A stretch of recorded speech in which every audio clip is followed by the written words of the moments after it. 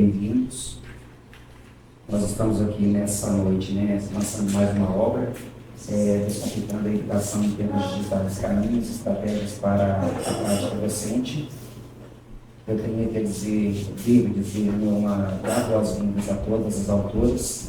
Até comentei com o André, achei interessante isso, autoras, né? As mulheres sempre falando, né? É uma questão de gênero que a gente se coloca. Dar boas-vindas aqui também ao professor Alexandre, nós já tivemos a oportunidade de conversar aqui no início, né? Diretor de Fomento e Avaliação da ProEx, e dizer da importância dessa parceria do Centro Pedagógico. Atualmente eu sou diretor dessa escola, e também dizer isso em nome da Unidade Especial de Educação Básica e Profissional da UFMG, que é a EVAP, da qual também sou diretor.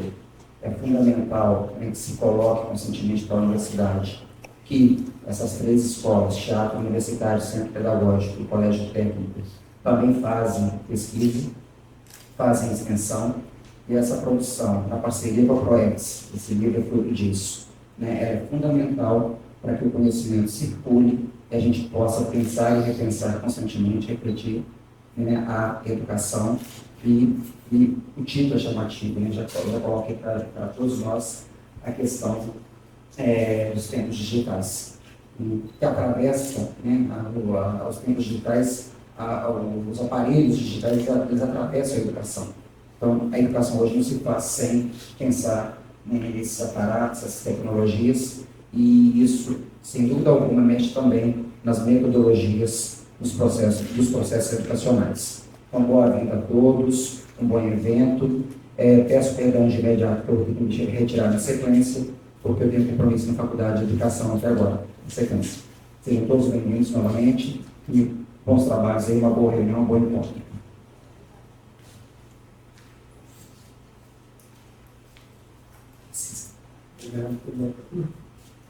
Boa noite, pessoal. Boa noite. Gostaria de agradecer todo mundo aqui, nosso coletivo de extensão, do nosso meio. E é com muito orgulho que, na verdade, eu venho, né, representar a ProEx aqui, representante do fomento da ProEx, do esforço, obviamente, de todas as autoras, né? E um material extremamente alinhado, né, com as diretrizes da extensão, especialmente, né, a gestão, nesse momento, em um olhar mais voltado para os direitos humanos. Então, essa relação da educação básica, né, conseguir comentar isso realmente é bastante importante. E, bom, gostaria também, na verdade, de externar, especialmente especial estar aqui agora, porque eu formei aqui no CP umas décadas, já dá para dizer umas décadas atrás. Então, vai ser uma alegria poder estar presente aqui e acompanhar o lançamento desse livro. Obrigado.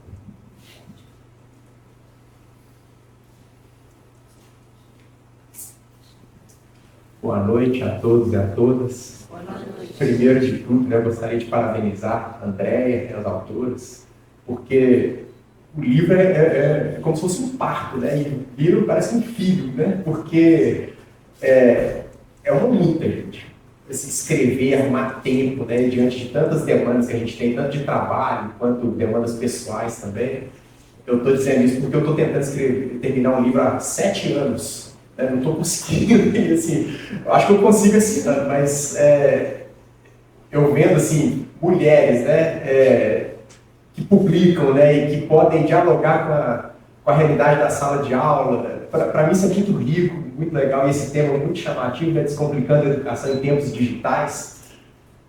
São desafios diários que a gente tem em sala de aula, então assim, estou muito feliz de estar aqui, muito feliz de poder estar parabenizando vocês aqui no microfone. E quero fazer um convite também, né, para as pessoas publicarem através da editora CP. A editora CP ela foi reativada, né, há alguns anos aí, e foi muito difícil reativar essa editora também, sabe? Então, assim, a gente tem visto aqui, nesse momento, uma série de vitórias, né? Começando lá, né, por essa vitória que foi a reativação dessa editora, e agora a manutenção da editora, né, porque não é uma situação muito simples, e aos pouquinhos a gente vai ganhando essa confiança, né, das pessoas, né, de poderem confiar nos nossos trabalhos, e vocês poderem fazer essas publicações aqui. Então, eu quero deixar esse convite, né? Especialmente aqueles que pesquisam aqui dentro da realidade do CT, mas também quem pesquisa a realidade escolar como um todo, né?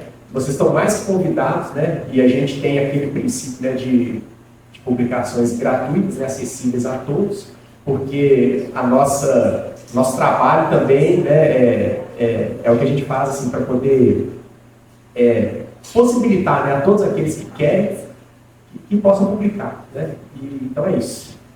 Parabenizar vocês e desejar um excelente evento também. Então, pessoal, boa noite a todos. Eu fico muito honrada, né, de recebê-los, principalmente por saber que são familiares, né, amigos. Então, é uma honra, né, receber a família e os amigos, né? Então, a gente está dando início agora a essa abertura dessas portas físicas e digitais, né, para o lançamento do nosso livro. E mais do que um evento de lançamento, esse é um espaço para a gente entender como resistência e como formação. Então, como o próprio nome a gente já coloca no título, Descomplicar, a gente já colocou já com a intenção de entender que descomplicar é esse ato generoso, né, de se compartilhar conhecimento de quem já trilhou esse caminho, né? Então, nesse sentido, acreditamos que a educação não acontece no isolamento, mas na mediação, no diálogo, na ocupação dos espaços. E esse livro é fruto de uma rede de mulheres, pesquisadoras, cientistas, que entendem que o desenvolvimento profissional docente, antes de tudo, é um processo de humanização da técnica e de construção colaborativa. Então, por meio do edital de fomento da Proreitoria de Extensão, né, do ano passado, foi possível a execução desse livro, né? Então, o livro, ele não se faz só com o desejo de compartilhar saberes, né? Como o professor Marcos falou, até o livro chegar, né, de forma digital, de forma impressa, é um longo caminho, né? E esse caminho envolve diagramação, ilustração, catalogar, publicar, ter uma editora para disponibilizar esse livro. Então, sem esse fomento, realmente a gente não consegue fazer essa execução de um recurso educativo, né? E, principalmente, por uma escolha e por um compromisso nosso de ser um livro de acesso livre, gratuito e democrático, né? Então, a escolha por um livro em formato digital, né, ele é uma escolha porque a gente tem um objetivo pontual, que é uma forma que a gente consegue fazer com que esse livro chegue em Turmalina, chegue em São Paulo, igual outros autores são de lá, chegue na rede municipal de Belo Horizonte, e aí no Brasil, internacional, que o acesso seja de forma mais gratuita, né? Então, a gente sabe que produzir, né, recursos educacionais no Brasil é um ato de coragem, né? Porque enfrentamos um cenário de desigualdades estruturais. Então, esse chão da escola, muitas vezes, ele carece do básico, né? A gente vivencia isso nas escolas, né? Então, ao mesmo tempo que as escolas estão enfrentando principalmente as escolas, né, públicas, enfrentando essas questões assim, de carências estruturais, há uma demanda que a gente esteja na vanguarda da inteligência artificial, por exemplo, né? Então, esse livro ele foi desenvolvido justamente nesse tensionamento, né? Ele não ignora as dificuldades, mas as enfrenta. Então, ele propõe uma educação que é viável dentro de uma escola onde tem um laboratório de ponta, quanto em salas de aula que dependem da criatividade do professor, do reaproveitamento de materiais, de unir o plugado e o desplugado, para que a gente possa fazer uma pedagogia sustentável. Então, hoje eu vou falar um pouquinho, a gente vai apresentar um pouquinho desse livro e trazer um convite, né, para vocês que são usuários de tecnologia, né, que esse acesso ele seja cada vez mais curador, crítico, autônomo e reflexivo, né? Então, descomplicar a educação não é simplificar, é tornar acessível o que é complexo, né? Então, eu vou trazer um pouquinho desse livro hoje para vocês, com as falas também de algumas autoras. Não conseguimos todas as autoras estar presentes, porque nós temos, dentre situações, né, de intercorrências que surgiu, a gente tem também autoras que não moram em Minas Gerais, né? Então, a gente hoje está muito bem representada. E eu gostaria de destacar, antes de começar direto para o livro, que o que eu acho que é interessante, até vocês que estão aqui presentes, a gente entender o que é uma extensão. Quando a gente fala, né, que no caso é um grupo de pesquisa e extensão.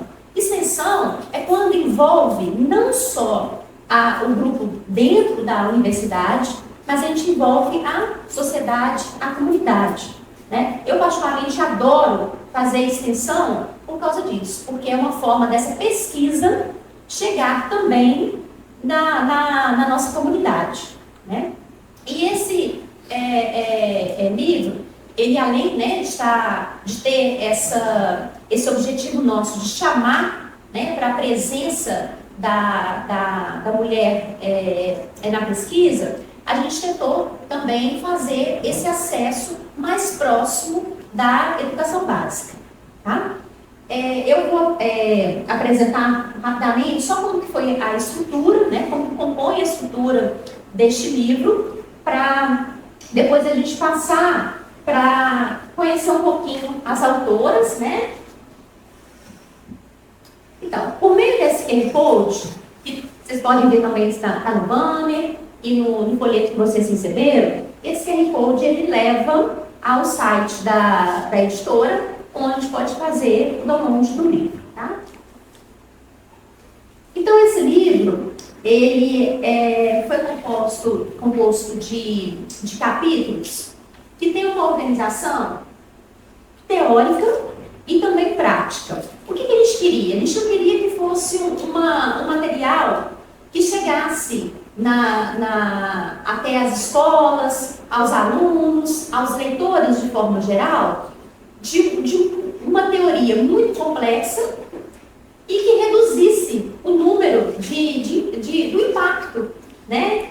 Então, a gente fez, não só, os capítulos são formados não só de uma parte teórica, mas uma parte prática. E muito que a gente trouxe como prática são sugestões que a gente já aplicou, que a gente já validou.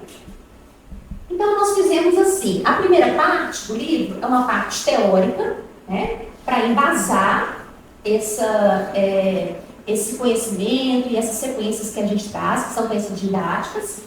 Então, ele tem uma estrutura, né, do título da parte teórica, a parte da sequência didática. A parte da sequência didática, para quem não é da área de educação, é como se fosse a atividade, essa organização da atividade para que auxilie, né, esse leitor do livro a aplicar essa atividade, a replicar, a adaptá-la em outros contextos da escola.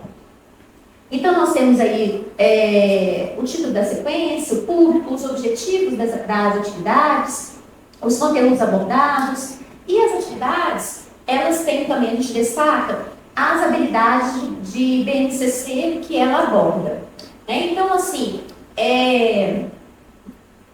com reflexões, com limitações e potencialidades da BNCC, tirando, né, as nossas críticas a esse documento, é um documento que nos embasa na educação atualmente. Então, a gente destacou quais esses descritores que cada sequência os mobiliza. E os recursos necessários, que são os materiais físicos, o que a gente precisa para estruturar essa sequência. E aí nós temos a metodologia, como eu falei, uma preocupação nossa é que seja uma proposta de uma atividade que dê para a gente fazer numa escola que está conectada à internet, que tem um laboratório de informática, que tem uma estrutura, e também nas escolas que não têm essa estrutura. Né? Então, assim, é uma realidade nossa, né? Não tão distante. Nós temos muitas escolas que têm dificuldade, inclusive, com estruturas básicas, tipo eletricidade. Né? Então, a gente não é todas as escolas que têm acesso à internet, é todas as escolas que têm um espaço com computador. Então, nós fizemos adequações dessa proposta, tanto para um espaço com essa estrutura, né, digital ou não. O cronograma, a possibilidade de avaliação, as possibilidades de adaptação, as referências para saber mais e o material mais complementar a cada texto. Uma parte que eu deixei de comentar é que a escolha dos temas dos capítulos foi uma escolha também pontual, porque optamos por eleger temas que são tratados na transversalidade. Né? Então, são temas que eles vão perpassar todos os anos escolares da educação básica, né? E são temas atuais e que estão presentes aí como no nosso currículo. Boa noite a todos e todas. Eu sou a Lisa, né, autora do segundo capítulo. Queria primeiramente agradecer, né, a presença de todos vocês aqui, agradecer a Andréia pelo convite, pela organização desta obra, agradecer a Lorena, que fez a articulação, né, também do convite. E é motivo de muito orgulho aqui estar junto com essa galera aqui, com mulheres, diversidade, né, representada, a questão do gênero, e mulheres professoras, né, professoras da educação pública também, que conhecem com maestria aí a realidade do nosso sistema, né, público de educação. O capítulo abordado, né, da legislação à prática, tecnologias digitais na BNCC, buscou uma parte teórica, um capítulo teórico, que ele traz uma repescagem aí das legislações, né, do marco legal da BNCC, das resoluções e diretrizes que permeiam a BNCC, e faz também um estudo, um mapeamento bibliográfico de todas as pesquisas, dissertações e teses que foram publicadas sobre a temática, principalmente que envolvesse as tecnologias. Então, o intuito desse capítulo era entender, né, situar em âmbito científico, acadêmico também, como que estão as pesquisas com relação às tecnologias dentro da BNCC e qual a percepção dos professores e alunos, dos envolvidos com relação a essa temática dentro da BNCC. Então, a pesquisa ela introduz um pouco o marco legal, a legislação, vai falar um pouco das discussões que permeiam a Base Nacional Comum Curricular, né, desde críticas e avanços que a Base Nacional Comum Curricular representa na nossa sociedade, na nossa educação, e vai falar também dos desafios, né, que aparecem muito nas pesquisas, os desafios de introduzir a tecnologia, o digital na educação pública, né? E um dos caminhos seria por meio... O livro ele é um balizador nesse sentido, porque ele traz práticas aplicadas, sequências didáticas, para facilitar aí o trabalho do professor e inspirar outras ações, né? E dentro desse capítulo fala-se também da perspectiva da criatividade como um ponto-chave nessa mudança, né? Porque nós vivemos em uma sociedade digital e que o tecnológico hoje virou mais uma forma de exclusão, de desigualdade também. Então, trazer para a educação pública o tecnológico digital é um ato de inclusão, né? E de preparar os nossos educandos, os nossos estudantes, não apenas para consumir a internet, né, não apenas como consumidor de tecnologia, mas também como produtor e criador de possibilidades a partir dela. Então, o capítulo é mais ou menos isso, ele fala tanto da questão de gênero também, né, o quanto que as mulheres estão presentes na educação, mas que na pesquisa, por exemplo, as pesquisas de doutorados foram defendidas por homens, né? Então ela retrata também esse recorte do gênero. E tem uma parte que eu quis ressaltar, que era de um livro de um autor que fala da criatividade, David Cropley, e ele fala da criatividade feminina, né, que é um livro que fala femina, né, quanto que nós, professoras, aí eu me enquadro, né, mulheres e profissionais da educação precisam muitas vezes se recalcular, né, se reorganizar e atualizar constantemente. Então ele fala das invenções realizadas pelas mulheres e eu quis ressaltar essa importância da criatividade, principalmente em nosso meio, como em um livro, né, que representa tantas mulheres. Então é isso, um resumo bem geral, agradeço a todos e vou passar para a colega.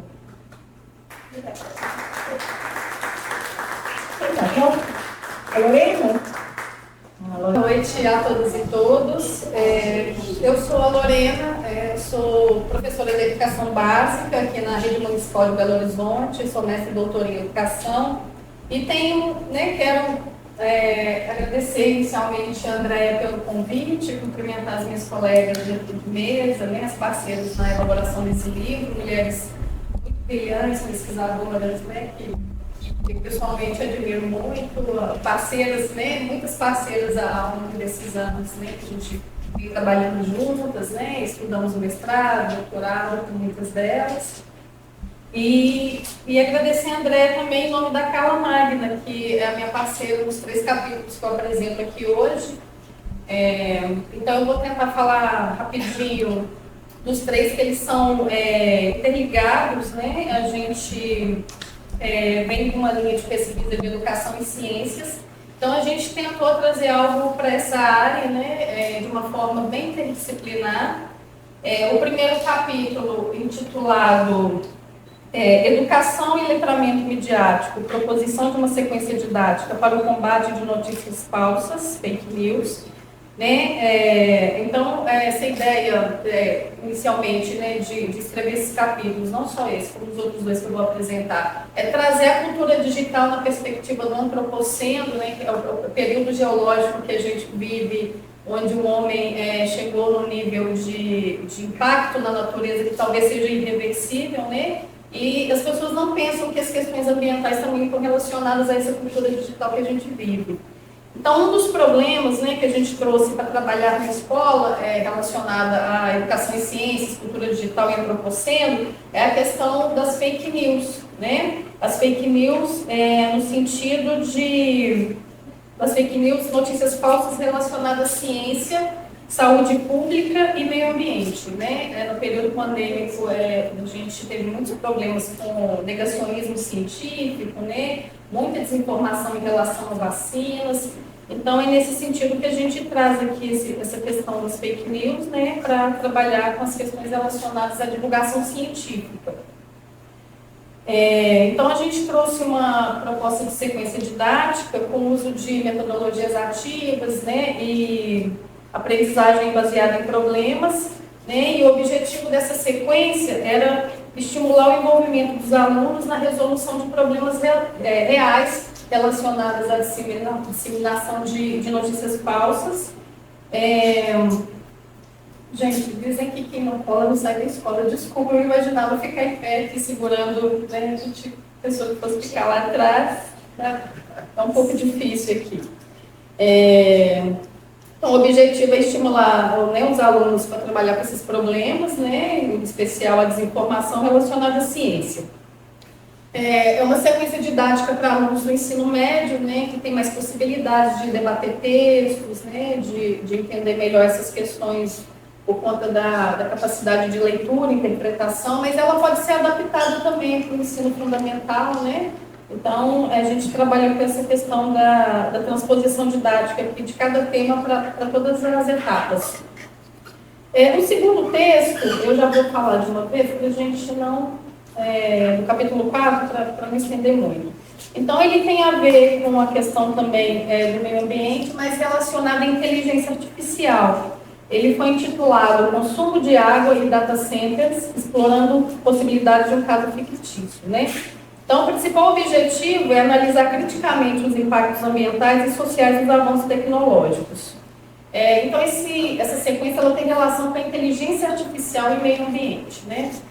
Quando a gente fala de produção de dados, grande produção de dados, a gente imagina que esses dados eles estão armazenados numa nuvem, né, virtual, e que a gente não tem nenhum problema ambiental com isso, mas na verdade não é isso que acontece, né? Essa nuvem, ela na verdade, ela se materializa nesses data centers, que são centros de dados, são infraestruturas tecnológicas gigantes, que são instaladas em regiões muitas vezes com um problema de seca, né?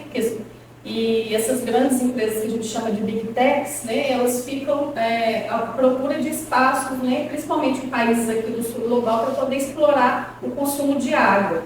Porque essas estruturas, esses centros de dados, onde ficam armazenados os dados que a gente, quando a gente entra digita no ChatGPT, quando a gente faz alguma busca, gera milhares e milhares de dados que precisam ser armazenados, e aí esses centros de dados, onde esses dados ficam, precisam de água para poder resfriar as máquinas. Então isso tem sido um problema gigante. Cada palavra que a gente digita no ChatGPT são milhares e milhares de litros de água que a gente precisa utilizar para resfriar esses data centers, tá? Então, a gente tentou fazer essa relação, né, mostrar como que a inteligência artificial está ligada a essas questões ambientais, que são essas consequências que são geradas pela instalação desses data centers, né, e pensar também de uma forma crítica, né, fazer com que os alunos entendam do grande problema que a gente vai enfrentar daqui para frente. E por último, a gente pensou também relacionado à inteligência artificial e à questão do meio ambiente, mas agora para os pequenos, né, para os meninos do ensino fundamental nos anos iniciais, né, da terceira etapa dos anos iniciais. Essa sequência foi intitulada Do Lixo aos Algoritmos, uma sequência didática com pensamento computacional. E o objetivo geral é promover a conscientização ambiental por meio do desenvolvimento do pensamento computacional a partir da análise do lixo gerado na escola e em casa, né? Então, a ideia é fazer com que essas crianças trabalhem a questão dos resíduos sólidos, mas, ao mesmo tempo, a gente utilizando um método para que eles aprendam o que é algoritmo. Então, essa sequência está relacionada com a construção de algoritmos, né? Para quem não sabe, algoritmo é uma sequência de comandos, né, que os programadores dão dentro dessas tecnologias para que alguma função seja realizada. Então, por exemplo, quando a gente chega, eu falo aqui que queria um sapato vermelho, e aí, no dia seguinte, aparece um monte de anúncio de sapato vermelho, esses algoritmos que são treinados para que a gente tenha essa recomendação, tá? Então, a partir disso, então é possível trabalhar com as crianças desde pequenas a questão dessa formação desses algoritmos e no formato de brincadeira, né? Então, a gente pensou trabalhar o pensamento computacional, que é um método também, né, baseado na forma como o computador se organiza para que se possa resolver problemas. Então, a gente pensou nisso para as crianças, né, para brincar, para a gente montar sequências algorítmicas no chão, para que eles possam trabalhar com seleção de lixo, separação de resíduos sólidos, né? Então, essa é a nossa proposta.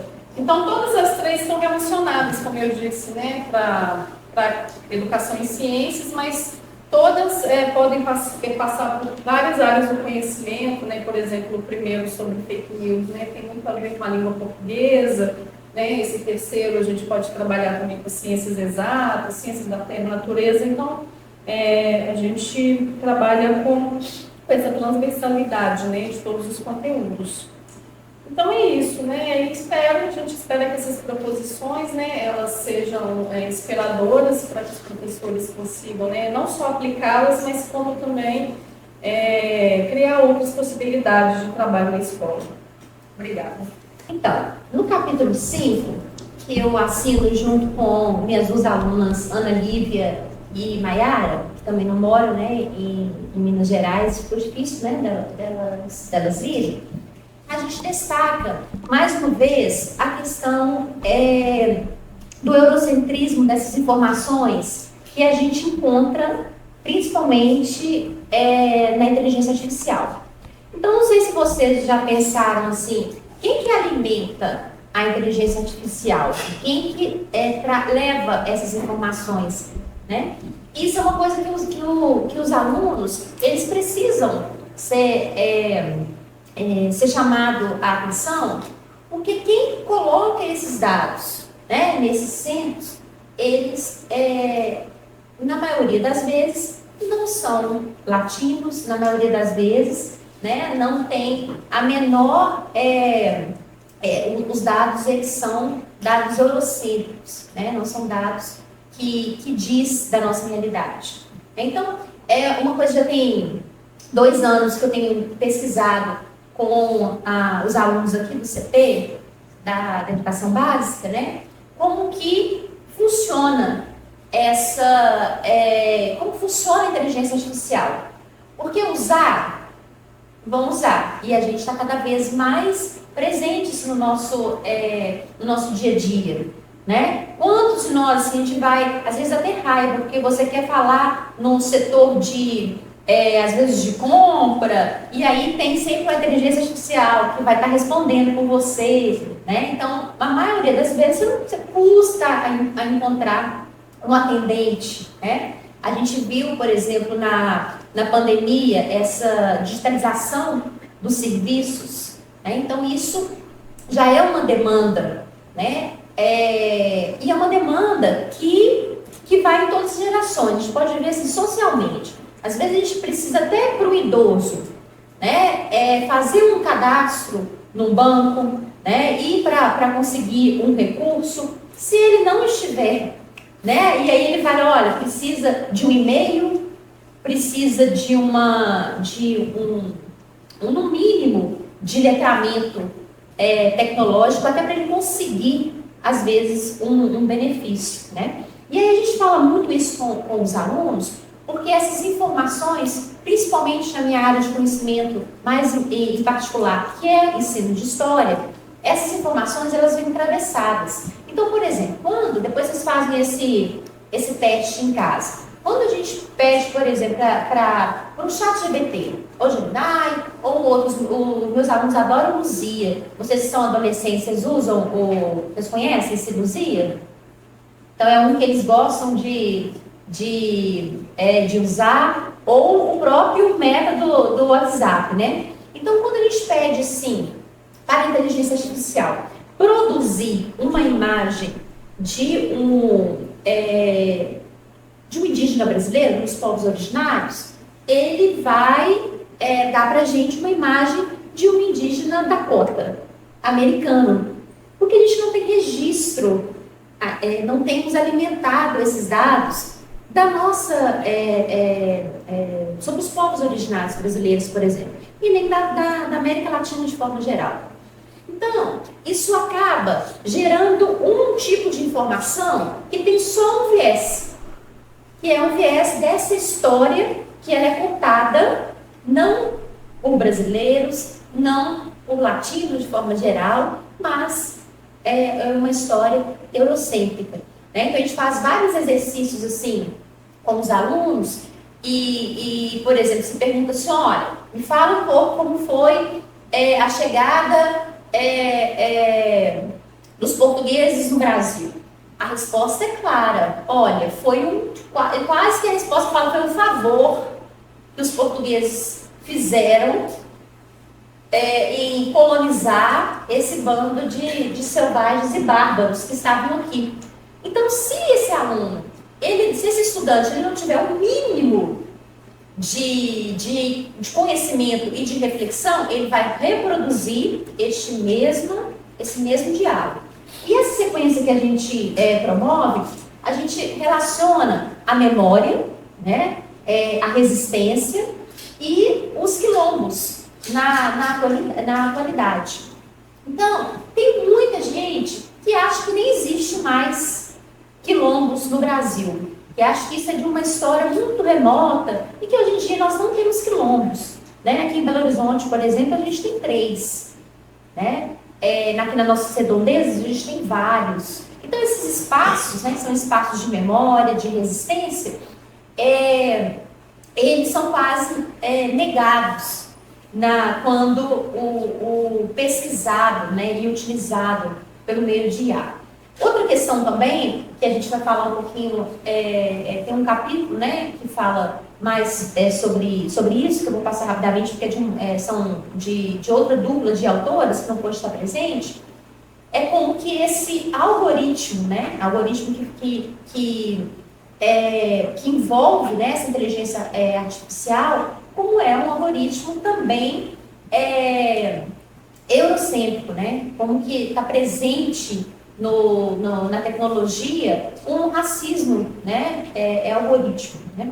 Então, a gente questiona, né, os alunos questionam para a IA, olha, existe quilombo na atualidade?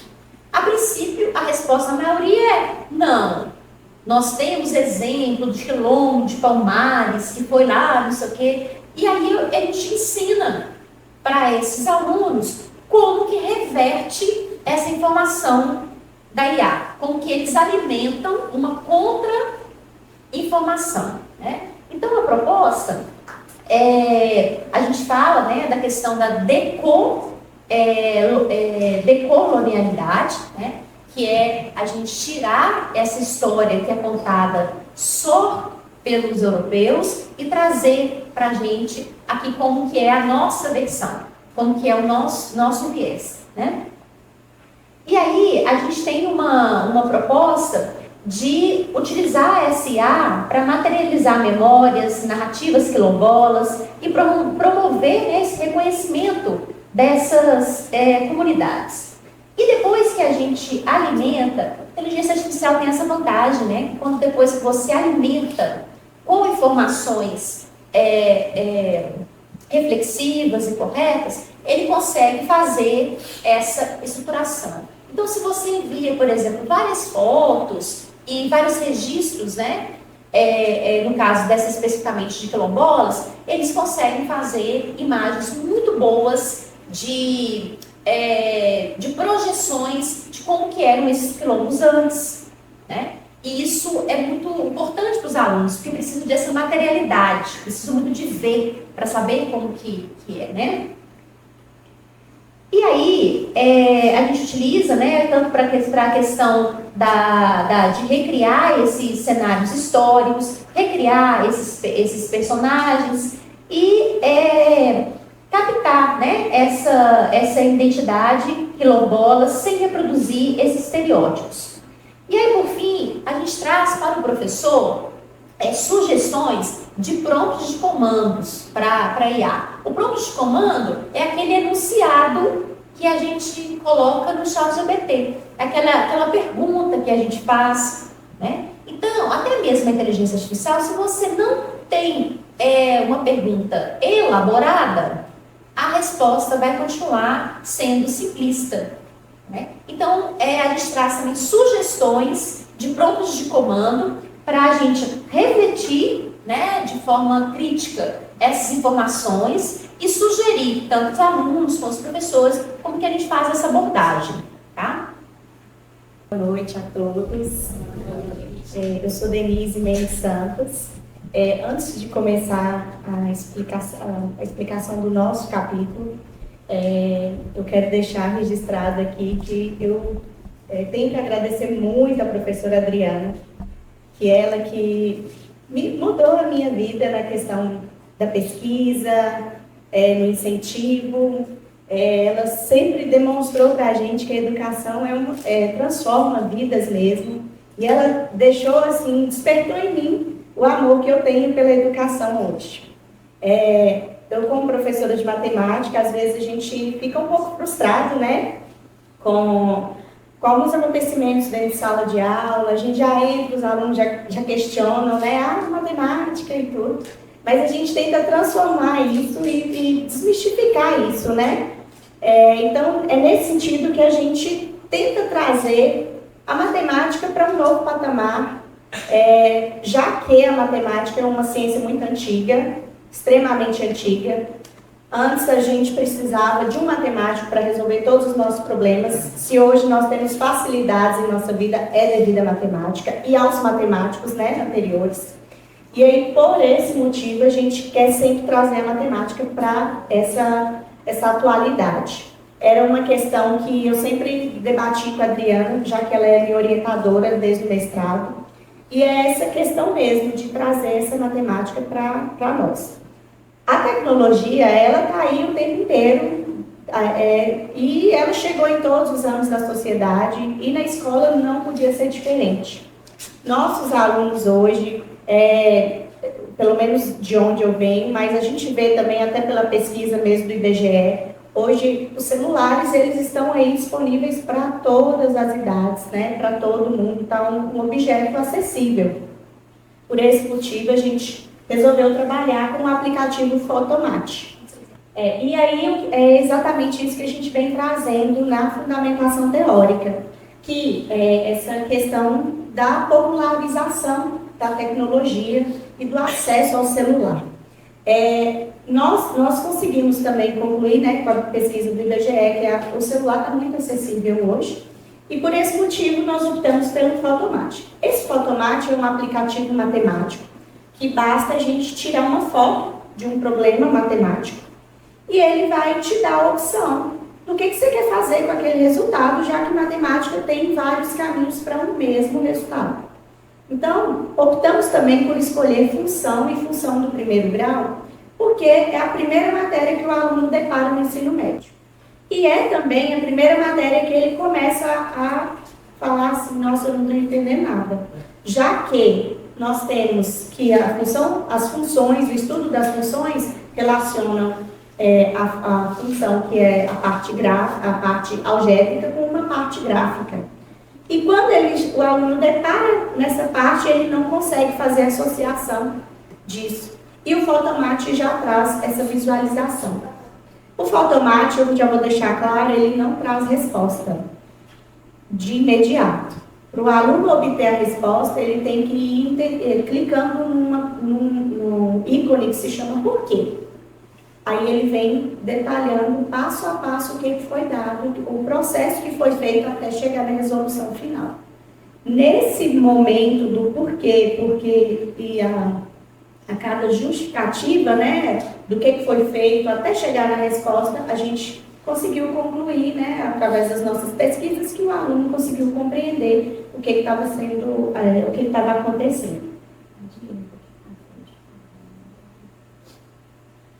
Aí nós temos um público-alvo, que é o nono ano, a gente já quer que o aluno chegue no primeiro ano já sabendo, e nós montamos umas atividades na verdade, duas atividades, utilizando o Photomat, uma com noções de função e a outra já com a função do primeiro grau.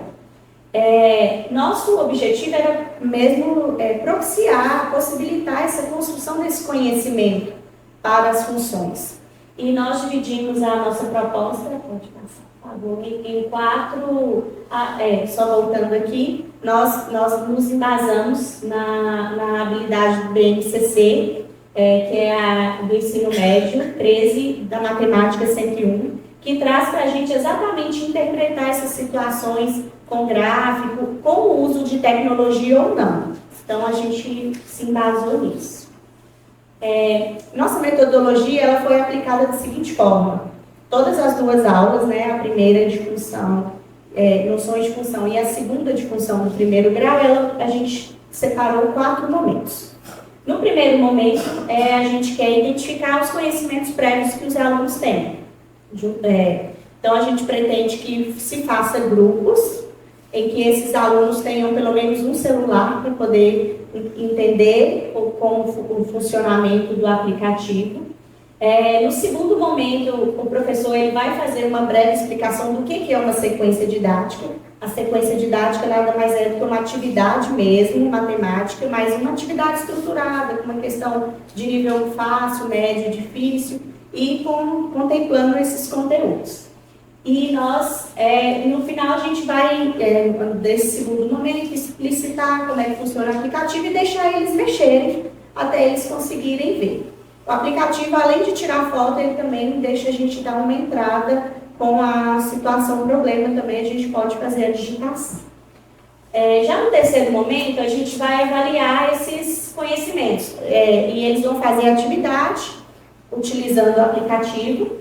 E nós vamos propor que essa atividade, que cada grupo faça essa atividade nesse terceiro momento. Já depois de terminado, nós vamos fazer o quarto momento em que os alunos eles vão debater entre si. E dizer se foi válido, se não foi, se houve entendimento, se não foi. Então, nesse quarto momento é o nosso fechamento aí das atividades. Nós precisamos de 2 horas aulas e nós também podemos adaptar a nossa atividade para alunos de baixa visão, utilizando barbantes para determinar os gráficos da função. E para deficiência intelectual, a gente utiliza uma linguagem mais simples, uma mediação mais próxima, nesse sentido. E é isso que eu tenho para falar hoje. Obrigada. Boa noite. Meu nome é Leide, eu sou professora de matemática, mestra também em matemática na área da educação, né? Primeiramente, eu gostaria de agradecer a Deus pela oportunidade, né, de permitir que nós estivéssemos aqui hoje. Agradecer a doutora Andreia pelo convite, né, muito especial, participar dessa obra que se faz tão necessária nos dias atuais, né? A minha família que está aqui presente comigo hoje, e em especial a doutora Adriana Assis, a minha orientadora, desde o mestrado também. Infelizmente, ela não pôde estar aqui hoje, mas ela é uma peça fundamental para esse capítulo que eu vou apresentar aqui para vocês hoje, porque ela esteve me acompanhando, me orientando durante todo o processo de aplicação desse projeto. O capítulo 8, que eu vou apresentar para vocês, ele faz parte do livro, né, Descomplicando a Educação em Tempos Digitais, Caminhos e Estratégias para a Prática Docente. É um tabuleiro digital que foi construído para ajudar os alunos a construir o conceito da função. E não, porque geralmente, no conteúdo de função, os estudantes já recebem aquela fórmula prontinha antes. Então, esse tabuleiro ele vai ajudar os estudantes a construir toda aquela relação entre as variáveis dentro de uma função. Nós sabemos, né, que as tecnologias digitais elas mediam o processo educativo através de metodologias como a gamificação, a sala de aula invertida, o ensino híbrido, e também através de ferramentas como a internet, aplicativos, software, entre outros. E dentro dessas metodologias, eu trago aqui hoje a gamificação, que na verdade muita gente confunde até a gamificação com o jogo, quando na verdade o que diferencia um do outro é o objetivo. O jogo, ele tem aquele objetivo mais de descontrair, né? Os alunos brincarem mesmo, se divertirem. E quando a gamificação, ela utiliza os elementos do jogo para alcançar uma aprendizagem. E dentre esses elementos de jogos, no jogo tabuleiro digital, foram utilizados 3 elementos principais: a dinâmica, a mecânica e os componentes. Dentro da dinâmica, a gente trabalha as regras, as restrições, a progressão, a narrativa, a interação. Na mecânica, o desafio, o feedback, a competição, a cooperação e as recompensas. E, por fim, no último elemento, a gente trabalha os componentes através do sistema de cores, que é o que permite os estudantes se identificarem dentro do jogo. Esse jogo ele foi construído em um software que chama Construct 2, produzido pela Esquirra Limitada, e ela possui duas versões desse software. Tem a versão paga e a versão gratuita.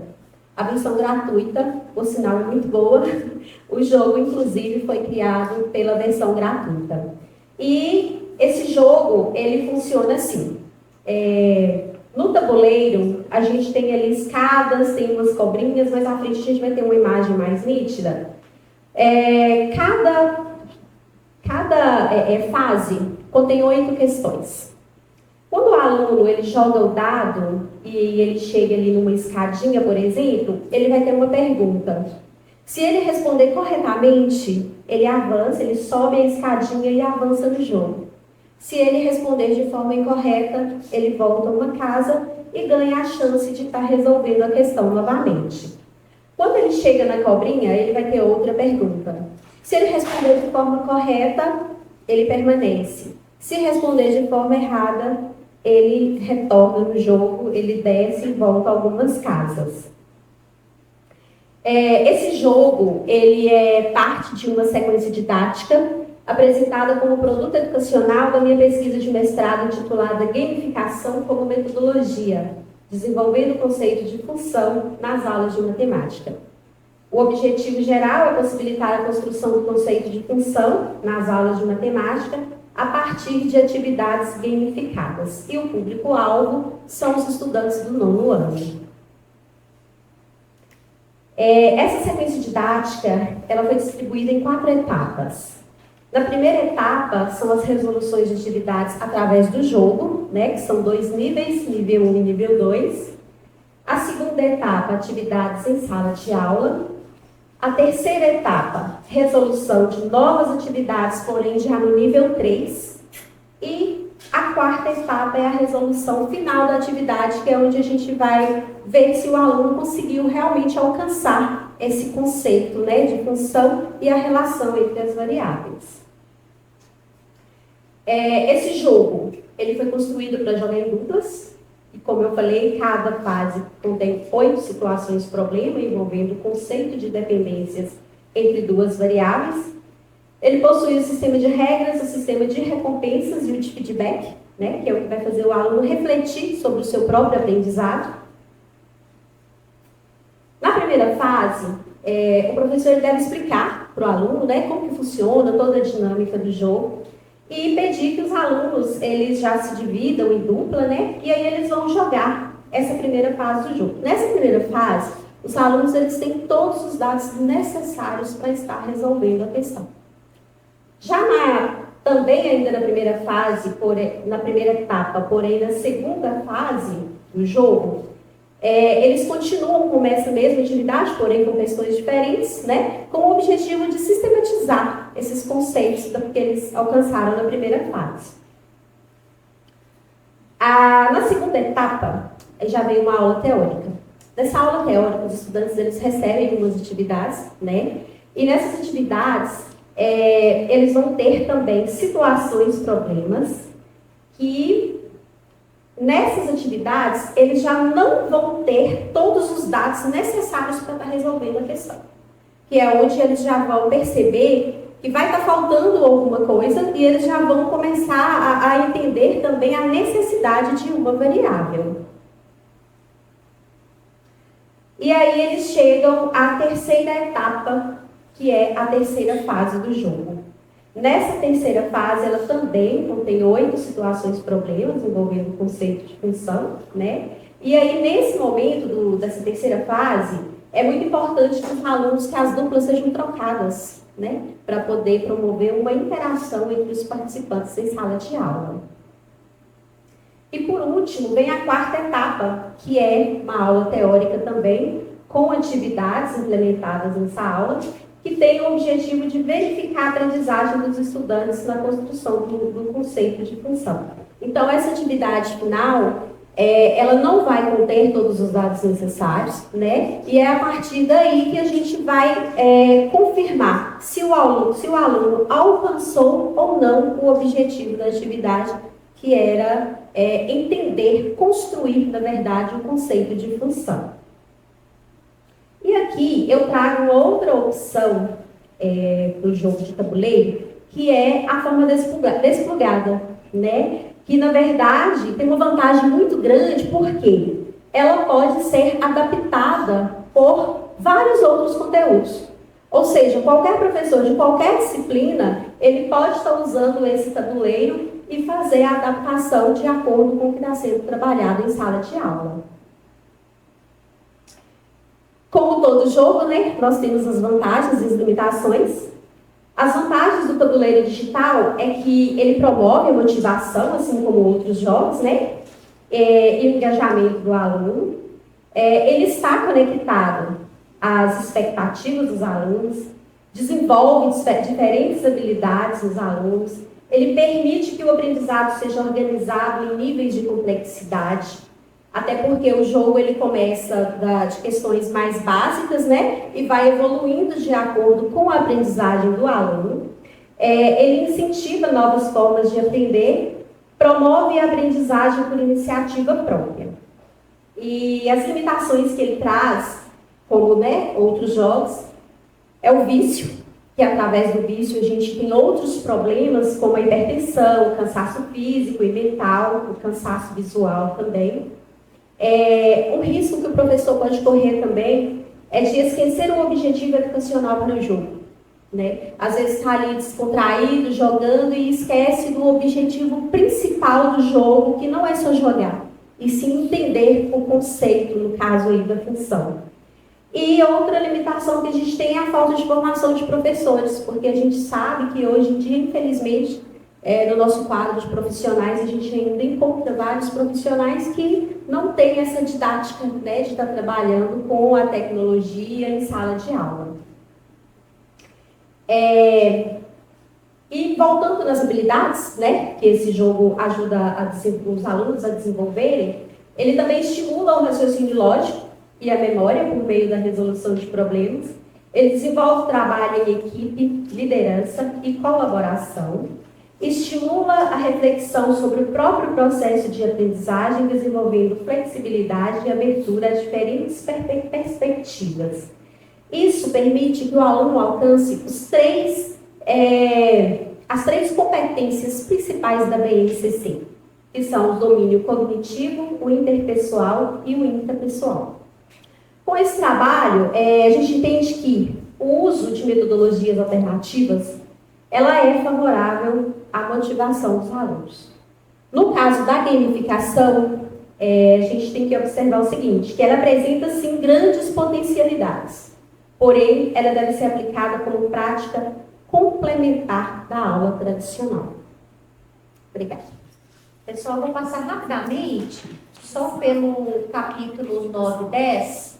Esse capítulo 9 é da professora Kelly. A professora Kelly é minha parceira de trabalho aqui na escola, do núcleo básico, mas teve uma intercorrência, na hora que ela estava vindo, teve um problema com a menininha dela, né?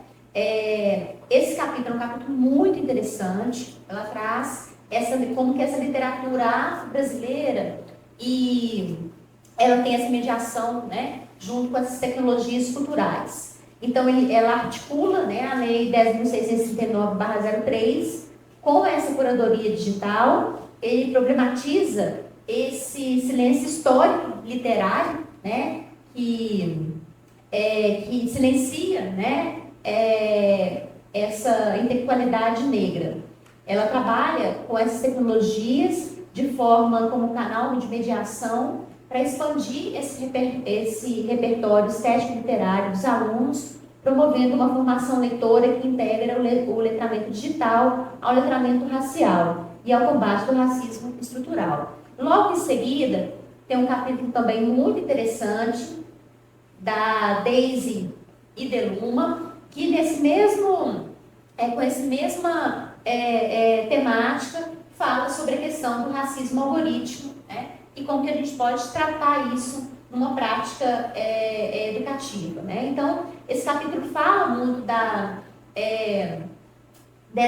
denuncia, né, que na verdade não há uma neutralidade ao algoritmo, as tecnologias não são neutras, né? Elas são inscritas, são a favor de, né, elas podem auxiliar, inclusive, a amplificação, né, desses preconceitos, dessas discriminações estruturais, e ela traz a parte teórica, uma parte de sequência, que promove, por meio, né, desse viés do design, uma consciência crítica, para capaz da gente visualizar, né, essa invisibilidade da tecnologia, principalmente nesse campo, né, do conhecimento, em busca de práticas educativas com mais equidade e diversidade racial. Tá? Eu vou passar, então, para o nosso último capítulo, que é a professora Patrícia. Boa noite, gente. Meu nome é Patrícia, eu sou professora de português lá da Rede Municipal de Contagem. Atualmente eu estou atuando lá na Secretaria Municipal de Formação, inclusive por isso que eu não consegui chegar antes. A gente estava fazendo uma formação até agora, 17h30, ainda tive que passar em casa, de Contagem para cá. Ainda peguei um trânsito, mas estou muito feliz de estar aqui, muito feliz de compor essa obra, com tantos capítulos e tantos outros autores que né, se preocupam com a educação e tem essas perspectivas críticas em relação ao uso das tecnologias. E aí eu estou aqui tentando resgatar um pouco dos meus slides, né, porque eu não consegui passar todos para esse link, mas está tudo aqui na cabeça. Eu queria falar um pouquinho sobre esse último capítulo, que fala sobre a IA generativa e a avaliação da aprendizagem. A gente buscou aqui, para encerrar essa obra, falar um pouco da IA generativa em outro campo, o campo usado para avaliação. Então, a sequência didática que está proposta, ela coloca ali uma mediação do professor com os estudantes na produção textual. Então, a ideia é usar a IA generativa para poder apoiar essa interatividade no chat com os estudantes para que eles possam perceber a própria escrita. E aí, antes de entrar na sequência propriamente dita, a gente escreveu um pouquinho, um referencial um pouco teórico, né, para trazer esse arcabouço que vai dar embasamento à sequência didática. E ali a gente fala um pouquinho de IA, né? É uma coisa que está muito na novidade agora. Vê se apareceu, pelo menos os primeiros slides, é porque ele não salvou no final. Esse primeiro aí. É esse. A IA invadiu aí a nossa vida, né, nos últimos anos, desde o lançamento do ChatGPT. E eu trouxe esse dado aí só para ilustrar um pouco de como que foi muito rápido, e tem sido, né, muito rápido as mudanças ocasionadas por essa ferramenta nova que surgiu. Então, para vocês terem uma ideia, o ChatGPT atingiu 1 milhão de usuários em 5 dias. Né, diferente de outras tantas ferramentas como as redes sociais lá, Spotify, etc., que demoraram meses ou até anos para atingir essa marca.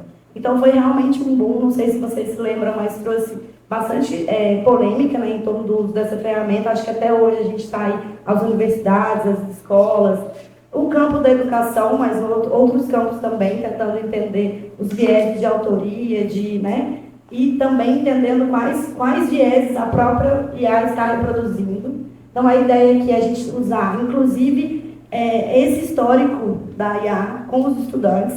Então, isso também faz parte da BNCC, da Educação Tecnológica, né, para que eles entendam, inclusive, as limitações de usar essa ferramenta. A princípio, as pessoas se surpreenderam muito com ela, porque ela reproduz de uma forma muito parecida a linguagem humana, né, a linguagem natural humana, mas ela tem limitações porque, na verdade, ela faz apenas recombinações de textos escritos por humanos.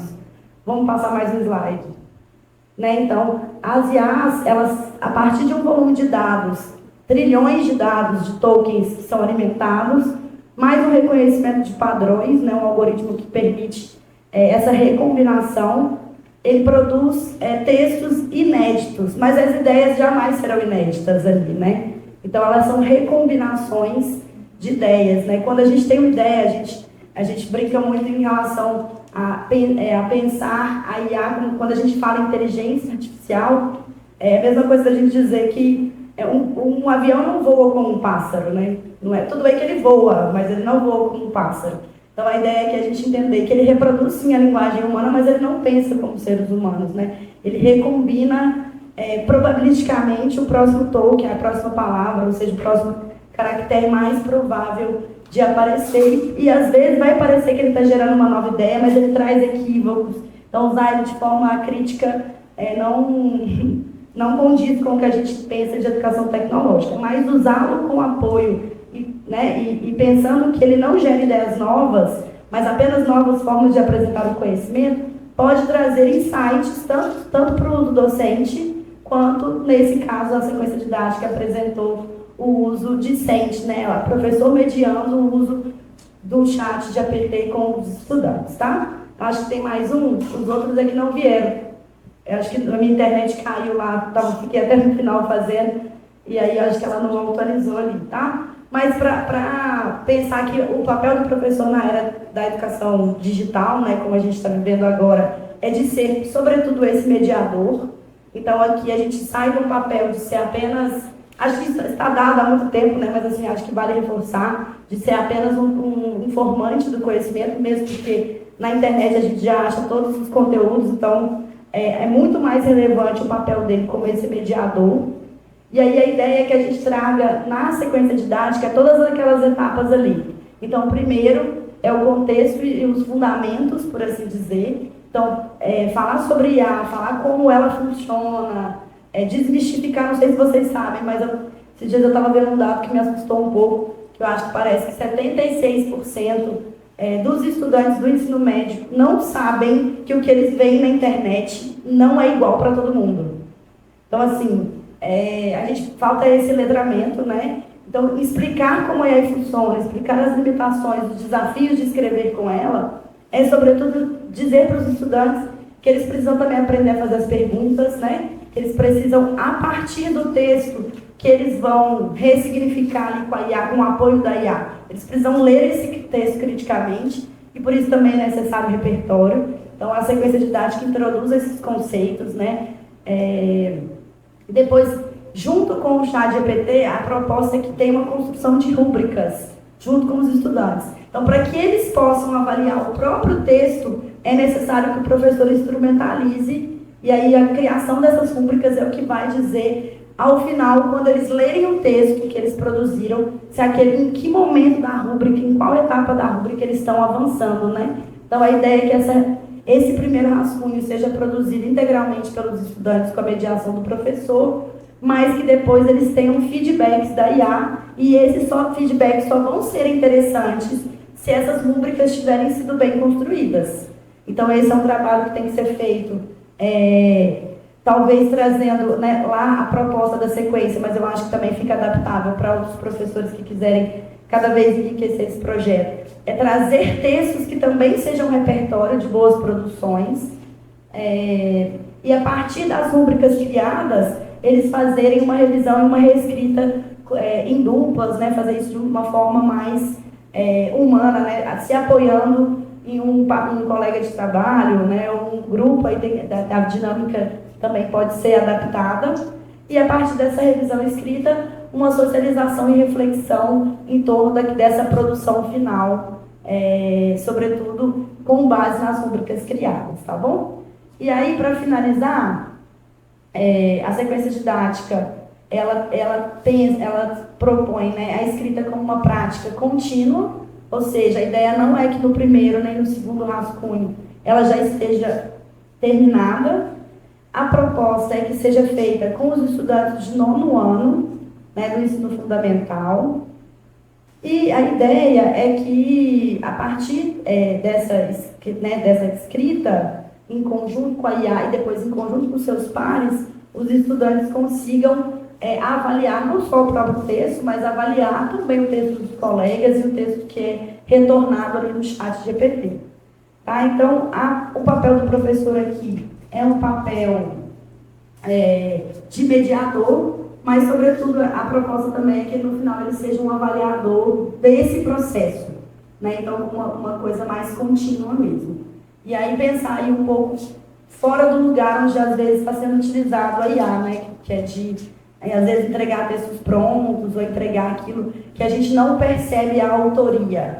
Então, acho que esse debate da autoria com os estudantes é muito fundamental. Um tema que eu elenquei para a sequência didática foi um tema sobre mudanças climáticas, né? Um tema voltado ao meio ambiente, que eu acho que é um tema que está sempre em voga, e o gênero textual foi o gênero argumentativo dissertativo, que é o gênero que é cobrado depois em provas, né, como o Enem, mas essa sequência didática ela poderia ser para a produção textual de muitos diferentes gêneros e de muitos diferentes temas.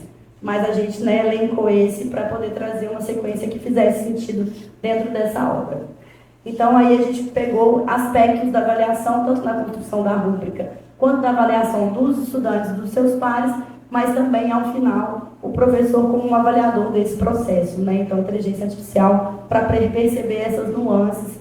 E as rúbricas, eu acho que é algo, uma avaliação bem legal de se construir. Eu já trabalhei com rúbricas em sala de aula, e eu vejo que é muito diferente quando o estudante sabe o que se espera da correção do trabalho, né? Então, a rúbrica serve como um orientador. E aí, o ChatGPT vem como uma ferramenta, e não como o balizador desse processo. Eu acho que a tecnologia aí está na rúbrica, mas o ChatGPT é a ferramenta que está sendo utilizada para apoiar essa sequência didática. Boa noite, obrigada. Então, eu vou agora abrir, né, para comentários, para dúvidas, e aí logo em seguida a gente vai fazer um sorteiozinho de alguns exemplares e convido novamente para a gente lanchar. Acho que vocês estão esperando falar assim, então vamos lanchar todo mundo junto, né? Mas daqui a pouco vocês podem ficar à vontade em fazer isso também ao tempo. E então eu gostaria, né, se vocês quiserem comentar alguma coisa, quiser perguntar, aí os autores estão à disposição.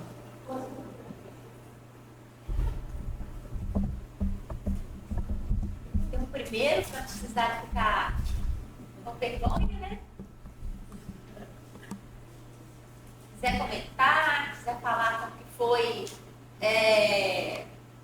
Vocês vieram de longe, muita gente veio de longe para poder prestigiar. Estão abertos aí os comentários.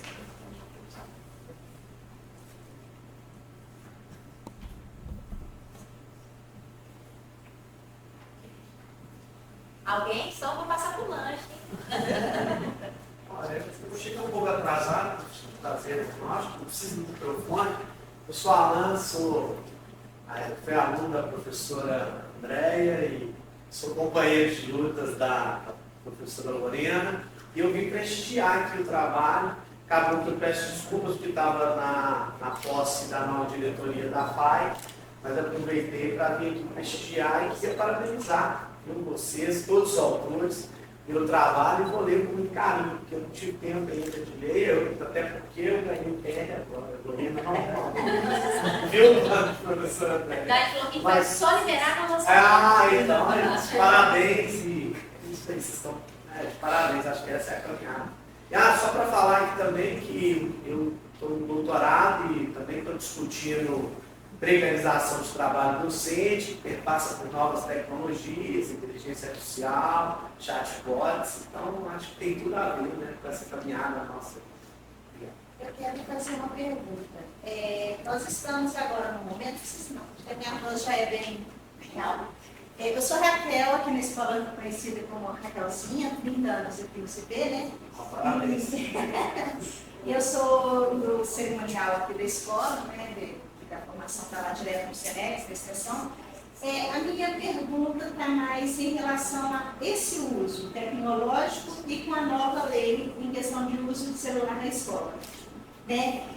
Que para isso fica um pouco confuso na cabeça dos meninos. Eles podem usar em certo momento na sala de aula, mas podem usar em certo momento nos intervalos do recreio, mas e depois? Qual que é esse momento de... Porque eles desafiam, né? Eles querem bular regras, eles querem bular normas, eles querem o celular, ainda mais na nova geração, usar o tempo todo. Então, como que é esse desafio para vocês nesse limite de uso dessa tecnologia?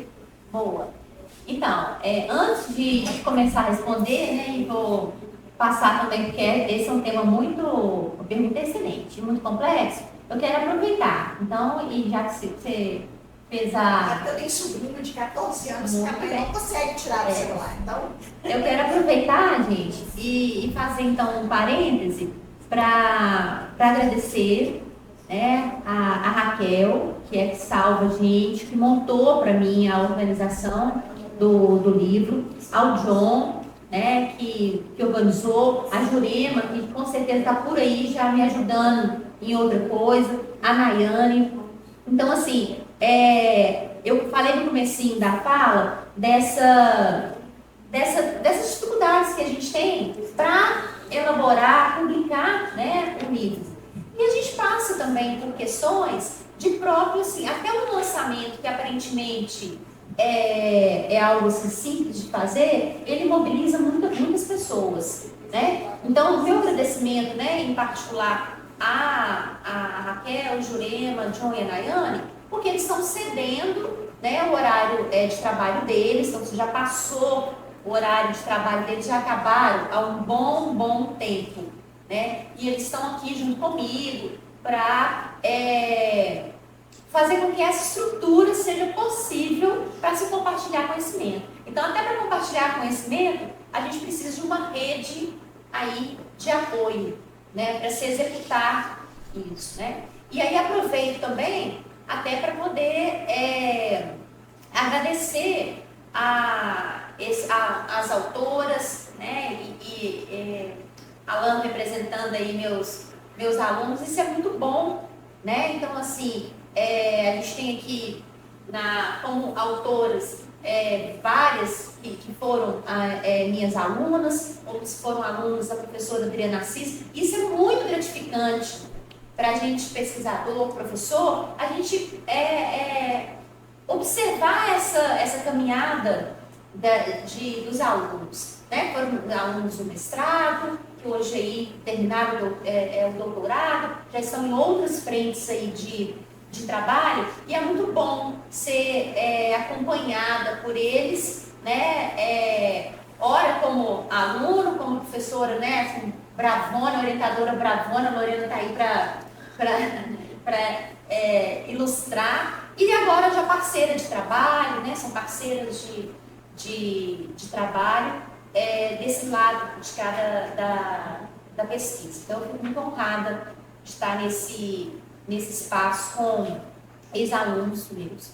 E aí, respondendo, eu tenho muitas respostas, né, também, Raquel, que Raquel fala do ECA Digital, né, lançado muito recentemente, e que faz essa proibição do uso do celular nas escolas. Então, é um assunto ainda assim, muito complexo. Eu, particularmente, eu não entendo a proibição como a melhor forma, mesmo sabendo do que a gente tem vivenciado em termos de vício, baixa leitura, em decorrência do uso excessivo. Mas eu ainda acredito que a formação e a boa educação de uso é melhor do que não utilizar, o proibir, né? Então, o proibir ele gera outras repercussões. Então, se perguntar assim, nesse período de proibição do celular, aqui em particular, né, vou falar aqui agora do CP, após ECA Digital, houve uma melhoria de aprendizagem? Houve uma melhoria de concentração? Não. O que eu observo é o contrário. Como é proibido o uso na escola, né, inclusive em espaços, em intervalos, né, de socialização, eles têm aproveitado para utilizar durante a noite e a madrugada.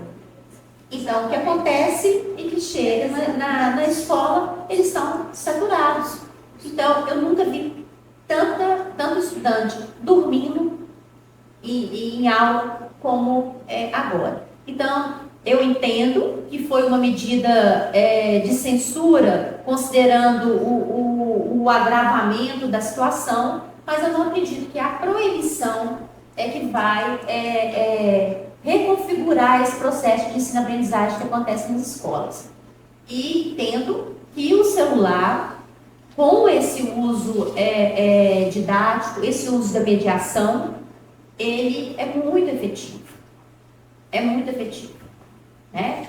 E de forma mais assim prática, vocês estão na rede municipal, vocês podem me dizer, porque como a gente pode controlar esse uso desse celular. Aí acaba vindo escondido, acaba sendo um uso inadequado, quando a gente pode criar regras e compromissos de dizer, olha, hoje a aula a gente vai precisar do uso de celular. E é um recurso fantástico para a gente nas aulas, né? Eu, por exemplo, trabalho com ensino de história, os alunos têm muita curiosidade com datas muito específicas, mas isso aconteceu em qual data, em qual dia, e qual sei o quê? Professora, não, eu não lembro, eu não sei, também não sei. Então vamos dar mais que minha memória manda boa? Então vamos lá, vamos no celular, esse é um bom momento. Olha, a gente estava trabalhando hoje em particular, sobre a presença feminina no parlamento. Quanto por cento que de mulheres estão hoje representando no Brasil? Não sei. Vamos abrir o celular agora que a gente vai descobrir. Então, quando esse uso é feito por mediação e com objetivo muito específico, não há assim, essa repercussão negativa, né? E aí vale, e eu falando, você falou do seu sobrinho, e eu falando como mãe de pré-adolescente, vale também a regra em casa. Vale também esse tempo de limite de tela em casa, né? É uma educação muito mais familiar, né, do que uma proibição pela proibição na escola, né? Os alunos começaram a socializar mais nos intervalos? Não. Muito pelo contrário, eles estão aproveitando para tirar ali e tentar Exatamente. burlar a norma que só pode um pouquinho. Exatamente. Agora virou, agora é o contrário. Como é proibido, eu tenho 5 minutos no intervalo para poder descobrir como que eu vou esconder o celular para ninguém pegar e o que eu vou fazer. Então agora piorou, né? Na verdade, é porque a lei da proibição dos celulares ela está vigente há mais tempo, e o ECA-digital é bem recente agora, e eu acho que o acertado é justamente, que eu concordo número, gênero e grau com a professora Andréia, é justamente a questão do controle parental. Então, assim, é um dos eixos muito fortes do ECA-digital, porque as ferramentas de controle parental, às vezes, são muito difíceis, né, assim, muito inacessíveis para os pais responsáveis. Então, as ferramentas elas vão precisar ter um controle parental. Sobretudo, a gente fala celular, mas o celular ele tem rede social, então a gente precisa saber também o que está desenhado para as crianças e estudantes. E aí não é deixar de ter o celular, e sim fazer verificação de idade, comprometer as big techs, elas são as responsáveis, né, por criar feed infinito, por criar mecanismos que fazem com que o uso seja tão prejudicial. Então, é isso, a medida de proibir, sem impor regras, impor dinâmicas, às vezes dificulta. Na verdade, eu penso o contrário. Quanto mais se aprofunda essas questões, mais educação, então mais o uso mediado é necessário, na minha opinião, para que a gente possa ter pensamento crítico. E a gente fala muitas vezes de crianças e adolescentes, eu acho uma contradição, porque às vezes os pais responsáveis e pessoas adultas perto estão o tempo todo no celular. E aí a gente fala de vício em telas, e talvez esse vício de telas não seja só restrito a crianças e adolescentes, né? Então a gente precisa também nos educar, e talvez nesse processo com as crianças a gente aprenda muito, né? Então acho que a gente, quando a gente proíbe, a gente abre mão de fazer esse debate em conjunto com esse público, entendeu? Então assim, a gente talvez com uma medida paliativa pudesse ter sido importante, mas eu não acho que é o caminho também. Vocês utilizam essa ferramenta digital, não estou falando só celular, mas computadores, telas, cachorros, essas coisas, mas vocês usam esse caminho digital na educação. Mas com essa proibição, fica aquela coisa, eu em casa eu vou pegar não para aquilo que eu poderia aprender, não para aquilo que eu poderia usar, não com um aplicativo interessante, porque isso é só para coisa errada. É para jogo, é para ver site que não pode, ainda mais que meu sobrinho, agora eu estou falando que ele tem 14 anos, então Jesus não Sakura. Mas, então, é nesse sentido essa minha pergunta mesmo. A dificuldade de vocês, docentes, nesse uso agora que não pode. Como que pode trazer, isso confunde o aluno. Como que eu posso trazer para a minha aula, mas não posso trazer para outras coisas? Entendeu? Então isso é confuso e é complexo. É realmente confuso, porque eu tive contato recente com o Éder Digital e ele fala, a gente pensa principalmente na questão do celular, né? Então a gente não se preocupa com as televisões de Smart TV, o ponto de acesso que chega à nossa casa, né? Então a preocupação maior é em cima do celular, que é o mais fácil de se pegar, né? Mas chega em casa, você tem uma Smart TV que tem acesso à internet através do YouTube, etc, né? Mas e o ponto de acesso? Será que ele está protegendo seu filho realmente? Né? Porque quando você digita lá xxxx, né, ninguém sabe para onde é que vai, né? Então, o ponto de acesso seria um dos que seria o filtro maior para a gente evitar ter essa limitação dos acessos indevidos. A preocupação maior é essa. Né?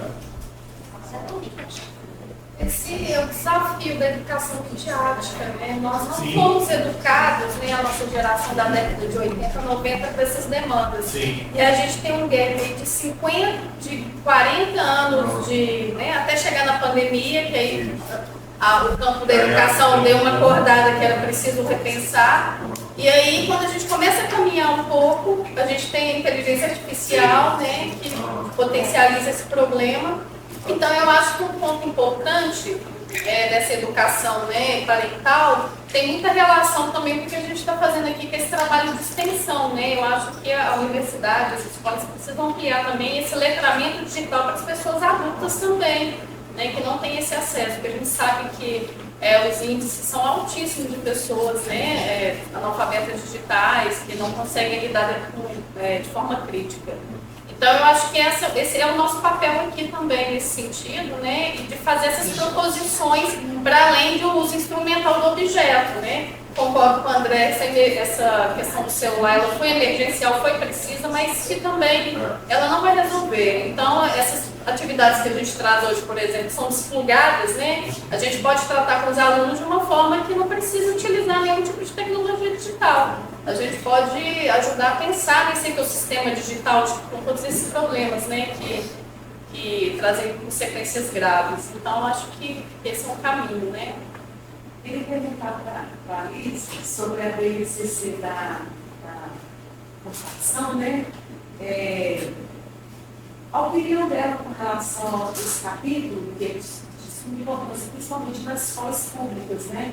Pensando que a lei 14.533 é o direito de todos ter esse acesso à inclusão digital.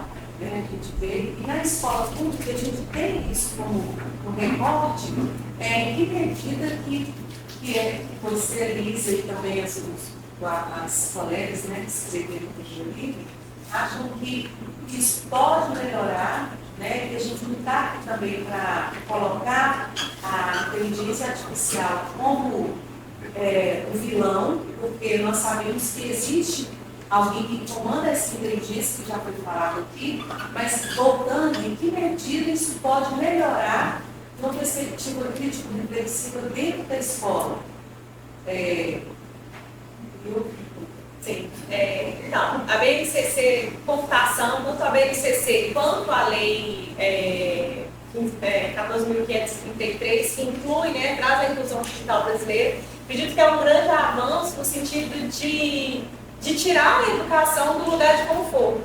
Buffett, ele fala uma metáfora que eu sempre gosto de dizer, que ele fala assim, que se a gente pegasse um grupo de médicos que trabalhou no século passado e um grupo de professores e trouxesse para eles, teleportasse para o hoje, para o agora, como seria, né? Os médicos, eles não saberiam fazer uma cirurgia, eles não saberiam sequer ligar os equipamentos, porque mudou tudo. Então, não era como uma medicina 100 anos atrás, hoje o médico não daria conta de fazer o trabalho que ele fazia no século anterior. O professor não.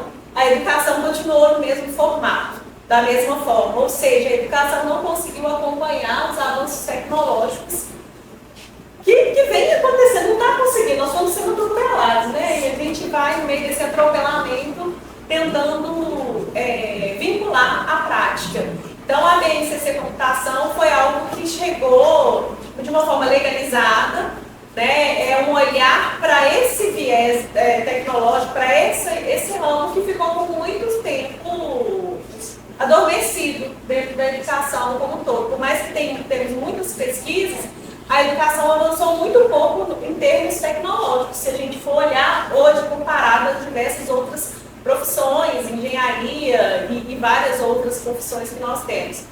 E eu entendo a BNCC como um balizador, mas ao mesmo tempo que requer esse pensamento crítico que a gente traz na obra. Né? Ela não veio para salvar ou para transformar, né? Ela veio para mediar todo esse processo dentro da educação e numa perspectiva inclusiva também. E algo, enquanto gestão, hoje eu atuo em gestão pública em Ribeirão das Neves, e lá que a gente tem pensado muito na BNCC Computação, a gente criou um eixo, embora a BNCC Nacional tenha 3 eixos, né, na educação básica, a gente criou um novo eixo que seria o pensamento crítico-reflexivo e criativo. Então, que desenvolve tanto a criatividade quanto o pensamento crítico-reflexivo, muito baseado na filosofia da técnica e da tecnologia, para que a gente consiga formar tanto os professores quanto os alunos de uma perspectiva crítica, de entender a tecnologia, né, para além do que está posto ali na BNCC, que gira muito em torno só do digital. Então, para que ele tenha esse pensamento crítico e entenda a falta, né, a ausência das diversidades dentro das tecnologias, é preciso a gente extrapolar um pouco muito nessa linha do pensamento crítico reflexivo.